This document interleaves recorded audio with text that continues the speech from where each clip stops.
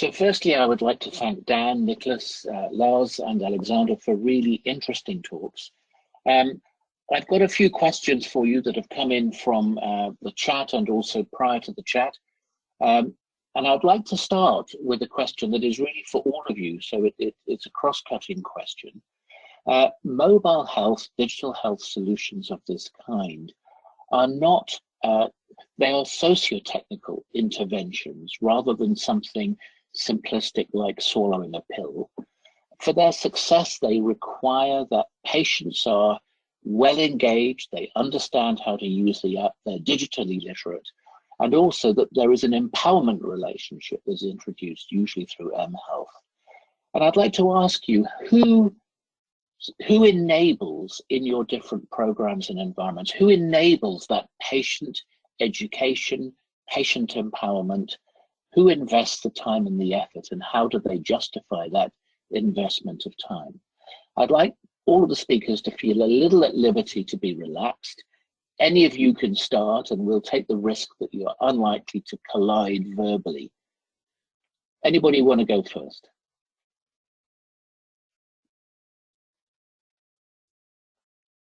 Well, I can break the ice, Dipak. Go for it. So it's indeed a valid question. I don't know if I can answer to that. I mean, we have included the patient organizations from the very start in the whole process, and that was very important that we have their support. Then I think there is a special role for the physician, who is the most close to the patient. We also provide, of course, or we try to provide online respective tools, and of course it's a question how to formulate a policy program on health literacy, also connected to mHealth. But I think the physician has a special role, and then we also need to apply certain criteria of user friendliness. In particular now, for instance, we are trying also to make, by the way, use of these apps even in the area of elderly care, where we have a additional insurance aside the health insurance. But and here we are basically applying the same criteria. But here, of course, the more, even more, you need to be sure that these elderly people are understanding these apps. So this is a criteria manufacturers should really take into account, and then manufacturers are also, of course, asked to develop apps which are user-friendly and understandable. And then, of course, from a regulatory point of view, we have to make sure that they're also safe and sound, and the quality is right, which Alexander pointed out rightly.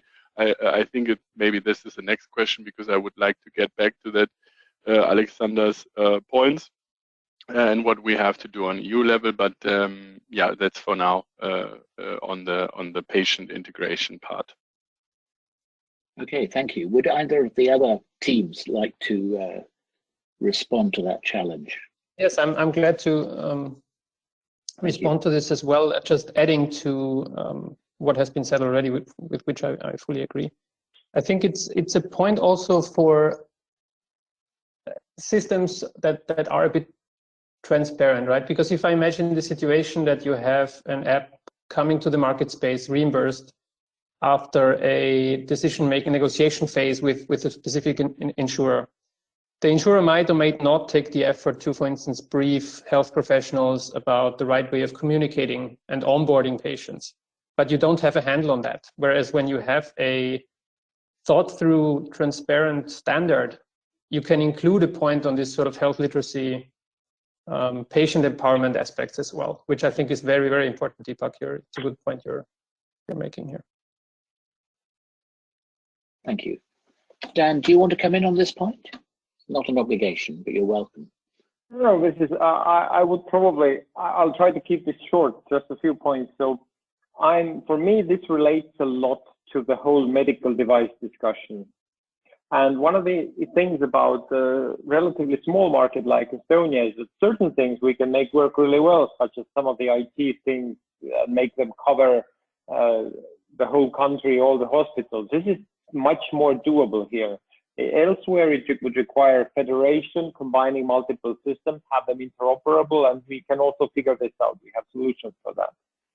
However, getting somebody to bring something like this to market in Estonia, which is small, you have to localize it. So there's a whole separate language you need to make everything available in, and it's the business model around that becomes challenging, and especially when you're trying to do this innovative fields like personalized medicine, genomics, metabolomics, things like that. Then you might have a great idea, but the models look as if you need to invest for years and years and years before you actually start to get any return. And because the population is so small, then it will take even more time to have any like visible impact. In that regard, I'm very much looking forward to any collaboration, which obviously might be a bit easier between like Switzerland and Germany, but also very much looking forward to that happening through the Nordics. Thank you. Well, actually, building on the topic of collaboration, I mean, we all know that the European Commission has been very energetic over many, many years in helping to grow commonality across European member states and helping us to be part of a collaborative ecosystem. Mobile health as tools and technologies is not new, but mobile health as an integrated part of health systems delivery, including reimbursement, but also including demanding evidence of effectiveness, is relatively new. Do you think, building on Alexander's closing slides with beautifully colored dots, do you think this is a time for countries to still be experimenting with diverse approaches, or is it time for us to bring coherence, not to the tools, but to how they are assimilated into health systems to give European citizens a proper, as it were, cross-border experience of mHealth as a service? What do you feel? Are we ready to harmonize, or are we still needing fragmented experimentation within health systems? Shall I start again, or? Sure. I think whoever speaks first goes, yeah. Okay, and then Alexander can challenge me. I'm happy to hear what he's thinking. But yeah, so I mean, it's let's say the European Commission building on the European Health Data Space Initiative, which was also part of our presidency last year, now actually started the debate by actually in their Inception Impact Assessment report writing clearly that mHealth shall be part of this discussion and consultation. So that is on the table. What I have tried to point out in the end, yes, there was a green book in, I think, even 2015, 16 maybe, but unfortunately there were no results. The factor was that they put up a quality group, but the scope, I think, was so broad that they put all the mHealths in there, and then they couldn't come up with results. Then there was also an initiative on a code of conduct on mHealth, which was actually a thing of the industry. That is true, and the Commission tried to facilitate that. So I'm not blaming the Commission here, but the industry somehow developed this code of conduct only with regard to the old directive. So then the EDPB, the European Data Protection Board, said, sorry, we have a new regulation now in place. And the industry didn't, until today, didn't come up with, didn't try to do that because they wanted extra money, and they don't do it from. So even though we asked them, and I think also the European Commission asked them to do that, they didn't do so. So now we are in a process, for instance, that we have to do our own standard on data protection because unfortunately we couldn't rely on European criteria. So it is for us, of course. Then the question is, I think we are open for debate, but the question is to what extent this would cost certain adaptation necessities, etc. And we are also, of course, keen not to lower our standards, but I think indeed it is something where we should go further on EU level. I don't know if it was also part in the eHealth network and the member states. Maybe also the appetite wasn't there before, but yeah, I think it's needed to first have maybe a common ground on criteria and then see how to tackle maybe other issues, since that is also member states' competence. But no, I think the debate we should take, but again, I think it would be good if we have certain basic criteria, as I said, with the code of conduct on mHealth, which would have been nice to have it already today, which we don't have so far. Thank you. Okay, that's been very helpful. So there's some challenges to achieving that European harmonization. Dan, Alexander, do either of you want to come in on that? Yes, I can. I'll go next if I may. It's fine. Please do. Thanks. These are very, very interesting insights again from Germany. What I think is so. Which were the trigger for this? Yeah, I'm glad. I think that it's tricky because it's a member state sort of responsibility, and you also have, especially in federal countries like Austria, you have a very broad stakeholder landscape involved in this decision making, potentially with the social insurances, etc. They have their own European communication channels, but it's not necessarily linked, and it's always a resource constraint, of course. I mean, I know the situation at the ministry, especially in times of the pandemic, to think sort of about these systems.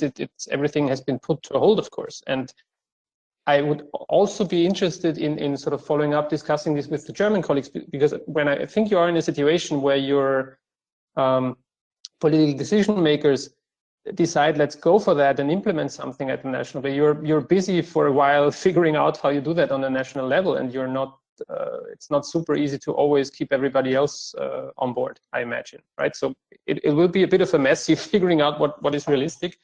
And what would probably need a bit more research is, who are the market entrants? Is the typical app developer with relevant solutions and the proof effectiveness, for instance, a Bavarian startup that then can easily tackle the German market and also the Swiss and sort of the German-speaking market, or is it any way that their apps can be translated very easily in a myriad of languages and basically work the same in all these systems?